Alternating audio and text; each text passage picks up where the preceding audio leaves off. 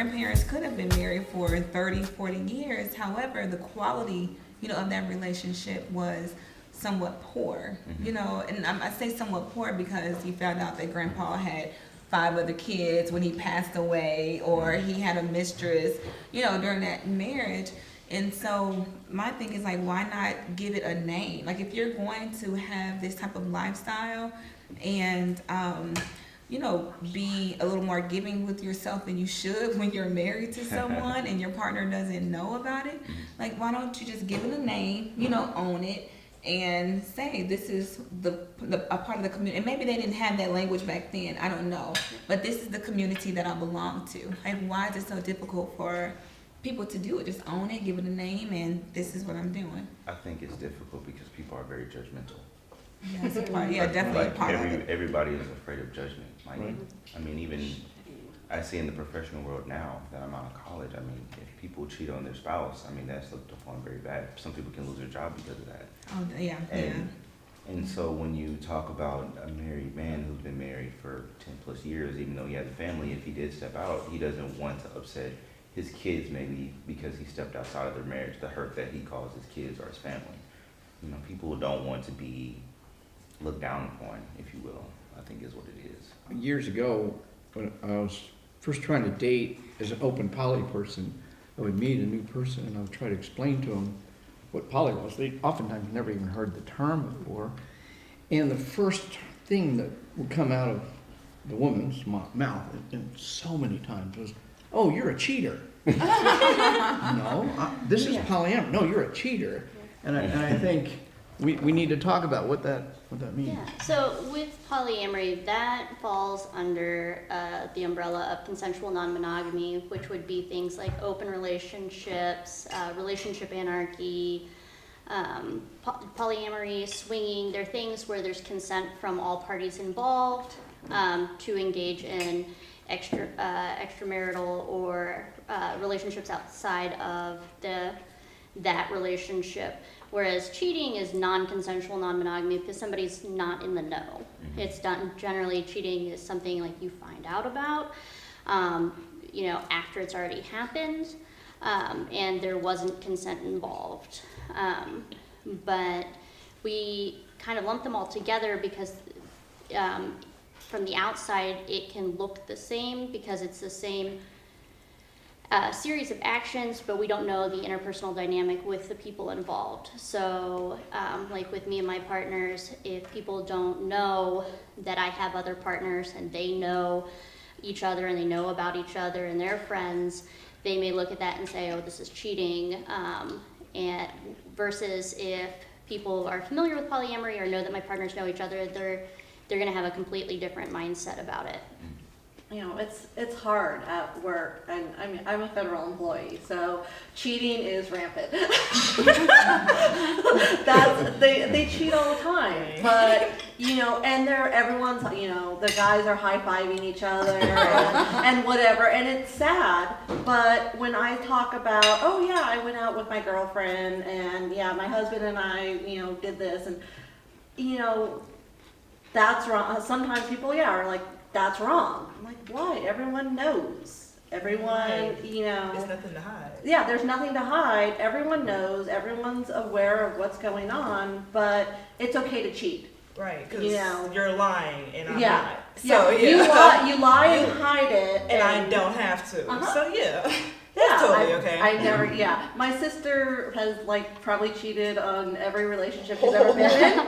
But I'm wrong for, having multiple relationships. Yeah. And I'm like, how does that make sense? I think that goes back to people having a lot of shame and guilt, though, because if you lie, then you have to acknowledge that you did something wrong and be accountable for it. And people aren't willing to have those tough conversations with themselves. Yeah. It's easier to lie about something and box it off in some place in your mind and live with that than it is for some people to just be open to the tough work it takes to have those kind of conversations. Yeah. I think the most important thing about poly is, or just any kind of non-monogamous relationship in our culture, is you have to be very self-aware, and you have to be very good we have to gain the skills of communicating with your partner. And what I've seen, I'm a psychologist, and I've dealt with couples in my office for decades, and they can't talk to each other. And yet there's cheating going on, or there's betrayal some way, and they can't talk to each other. Well, I don't want to be like that. It's not my style at all. I want to talk, I want to understand, I want to be who I am, and I want my partners to be who they want to be. Yeah. Period. I feel with an exclusive relationship, you have to make sacrifices in order to make what is it called? Compromises. So you have to sacrifice a little piece of yourself. I mean, but that won't last long. That won't always last. So, when you are in a poly relationship, you are free to be whoever you want to be without making sacrifices of yourself and being unhappy with yourself. Right. And I don't know, compersion is a wonderful thing. What's a wonderful thing? Compersion? Yes. Compersion is the idea of you're actually happy when someone else is happy. Yeah. I mean, this is whether it's my romantic partners or even a coworker. If a coworker gets the job I want or promotion I wanted, I'm just really happy for them.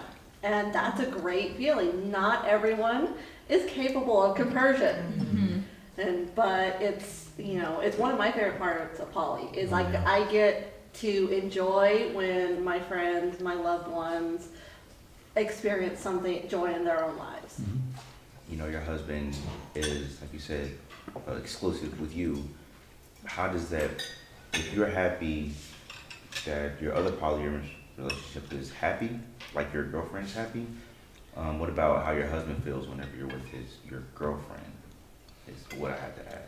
Jealousy. Jealousy. Mm. Jealousy is a thing. Jealousy is a normal, natural human emotion. It's how you deal with it that can be the problem. 100%. Yeah, we communicate a lot. My husband and I communicate a lot. And in any relationship, that's what you need. You need that communication. You have to take the time to figure out what is causing the jealousy. It's usually a need not getting met. And then you work through it. You have the conversations, but you do the work on yourself first. And then you also have to learn how you communicate and how each other person that you have an interpersonal dynamic with that you need to communicate to, how they communicate and receive communication. I feel like I'm a better communicator overall because of years of therapy. First of all, But I went to couples counselors when I was getting divorced, and they really worked with me, and they were like, y'all don't communicate, and you've been together 6 years, and I don't think you know each other.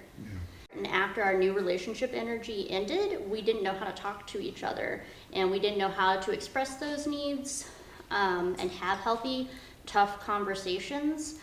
And that's a skill set we don't, as a society, really instill in our young folks to be able to have those conversations, because way back when, like when our grandparents got married, they didn't have those kind of conversations. You didn't really get divorced. If you ended up widowed or a widower, you ended up generally remarried, and you just did that because that's what everybody else did. And can I ask a question? Yeah. Like, this is, or back to what Amy Toy said about how the quality of marriage was back then and even now. I believe it's like 70% of marriages are people are getting divorced. So like, it's like in Is it up America. to 70 now? Oh, Yeah, last time I saw it was like 65 Yeah, or something. that was like some. Yeah. Yeah, that was like a while ago when I got that statistic. But yeah, it was like 70% of marriages are collapsing and they're getting divorced, and it's because people were upset with the quality of marriage. Like, when back then when men had to take care of women pretty much had to put up with the quality of marriage because they needed that person to take care of them. So now women are figuring out, I can take care of myself. I don't have to put up with a poor quality of marriage. Now people are getting divorced. And my question to everyone is, would you rather be happy with multiple people, or would you rather put up with a poor quality of marriage for the rest of your life? I don't believe it's that simple. Okay. No. So my only caveat to that is be patient.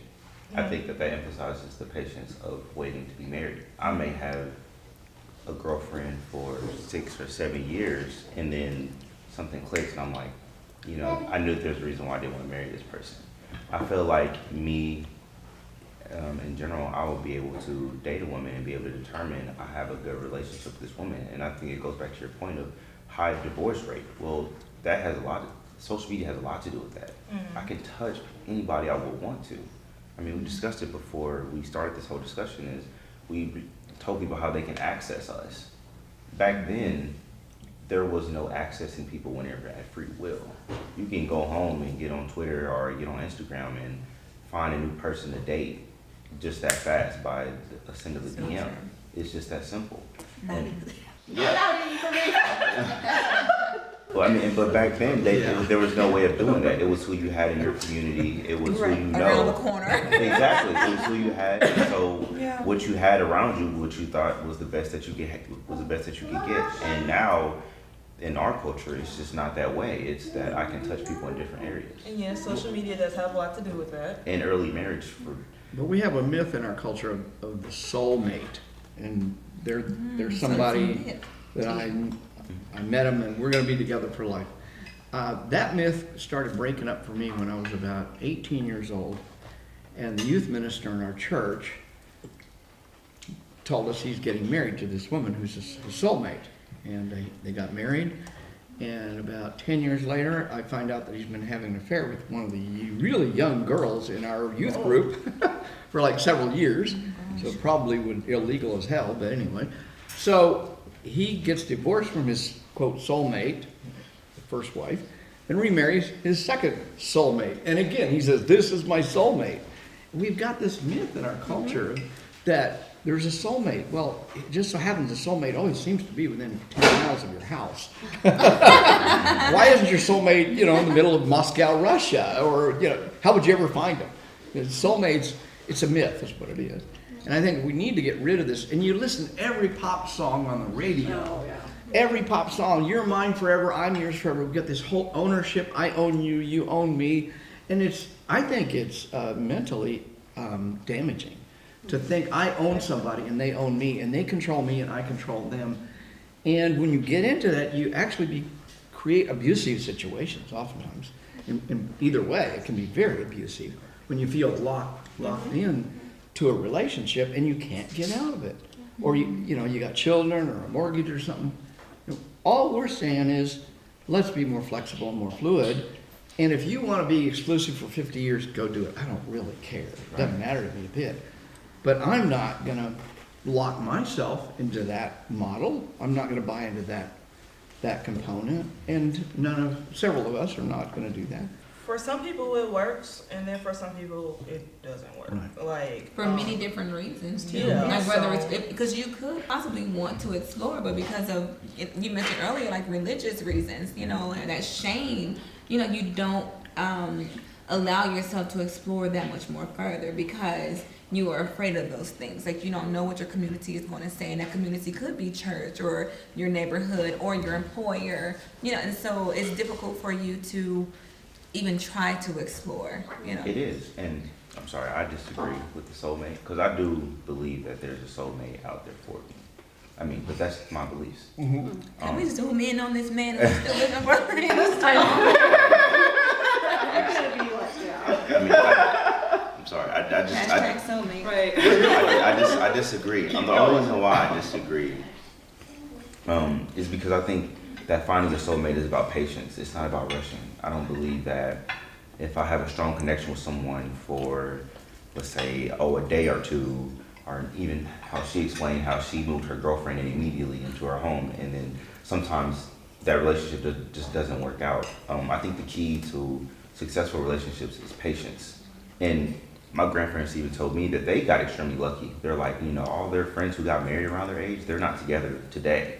They're like, we got it by luck of the draw. But I hear you guys talk about how miserable some couples are in their relationship. Well, I might find my soulmate and still there might be a miserable time in my relationship, but I don't think marriage was intended to be easy. And I think to your point, people go into relationships thinking that new relationship energy, that they meet somebody and they have that chemistry and it hits like it hits all their points, and they're like, oh man, this is the person, right? And then they spend all of this time together, and then that honeymoon phase of that new relationship and the getting to know the person wears off. But we have instilled this narrative in this country where it's like, get married as fast as possible. And so like I see some people, some of my friends who are part of the heterosexual community get married after like 2 years. Well, they've proven like the honeymoon period of that new relationship energy ends anywhere between 6 months and 2 years. And so they get married, and then they find out like, oh, I actually have to like work at this relationship. I have to communicate with this person. We have joint responsibilities. We have to be a team and move forward in life, and they weren't ready for that. And again, I think that goes back to setting false expectations of what love and romance are and what marriage should be. Because when I hear you talk, you're saying, I want to be patient with this person and see if we work out, see if we work well together, you know, invest the time in getting to know them, and, you know, put in those years of sweat equity to make sure this relationship is good. But more often we just see people who rush to the altar because they're in love, and they're like, this is my soulmate, this is this idea that is put forth by the media, and they buy into it, and those are the people who get divorced, you know, a year, 2 years, 5 years later, because marriage wasn't what was sold to them. And I think you have a much more specific idea of what marriage should be, and I think that your grandparents did a pretty good job of instilling, you know, what relationships need to look like in you. So kudos to your grandparents. Yeah, I personally think it's a beautiful thing, especially that you feel that way and everything like that. Because, I mean, is it all right? Because I'm 21. Is it all right if I ask how old you are? Yeah, I'm 24. Okay, so I personally think a lot of guys our age don't think like that, which is beautiful, because it's beautiful to see somebody different. And at the same time, it's just like this so far and few people are my friends' parents that stay together. I do have two friends, actually, they're sisters, and their parents been together since they were 13, and they're still together to this very day. Yes, they have complications, but they're still together to this very day.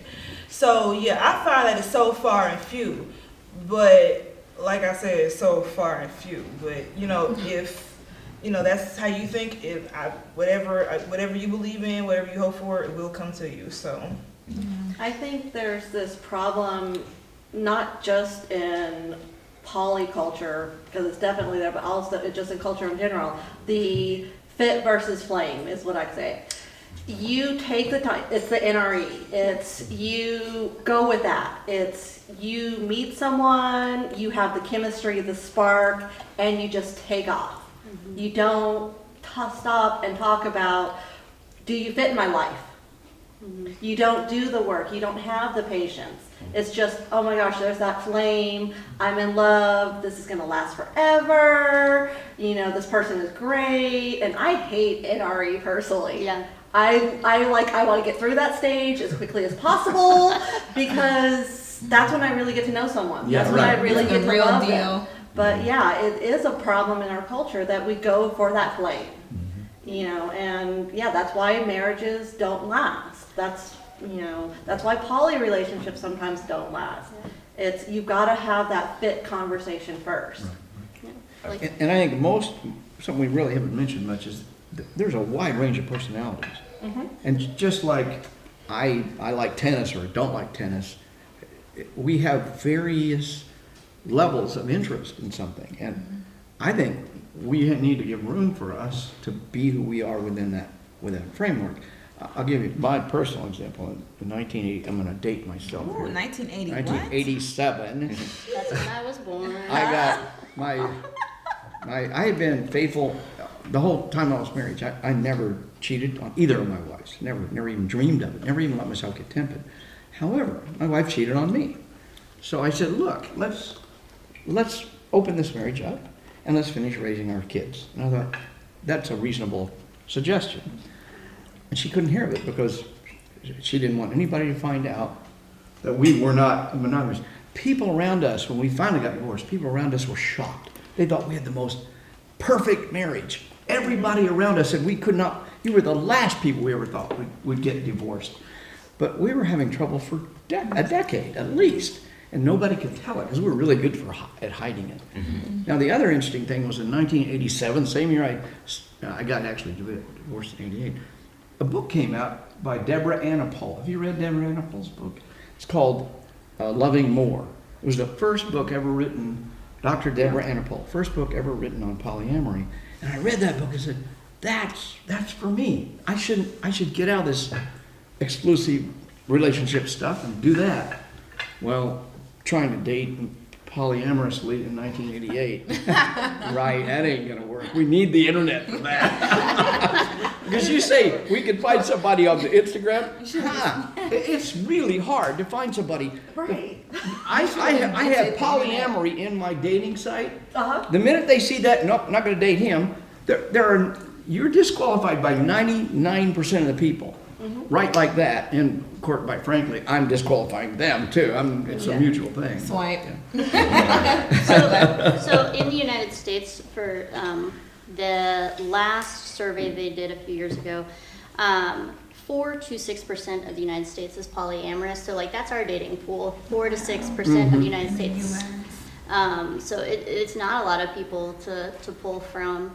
And so like when I came to polyamory 3 years into my relationship with my ex-wife back in 2010, it was really hard because I had to comb the internet and look for a word for it. And there was just so much like shame centered around it, and it was hard. It was hard trying to have those conversations because everybody from the outside was like, well, why do you need to do this? Your relationship is perfect. When I got divorced, people were like, if you can't make it through marriage, I don't know what hope I have. And it is really difficult. And then they immediately want to blame polyamory for the divorce, which really my divorce happened because my ex-wife cheated on me, which it sounds weird trying to explain that to people outside of the community. They're like, well, if you're polyamorous, how did she cheat on you? She had an affair with somebody and didn't tell me about it for weeks. And we already had to establish that dialogue that she could have relationships outside of our relationship. And so there can be things like cheating. And I think that's why we have to have conversations like this and kind of clarify, like, you know, what is polyamory, what is not polyamory, what are these relationships like, because we need that visibility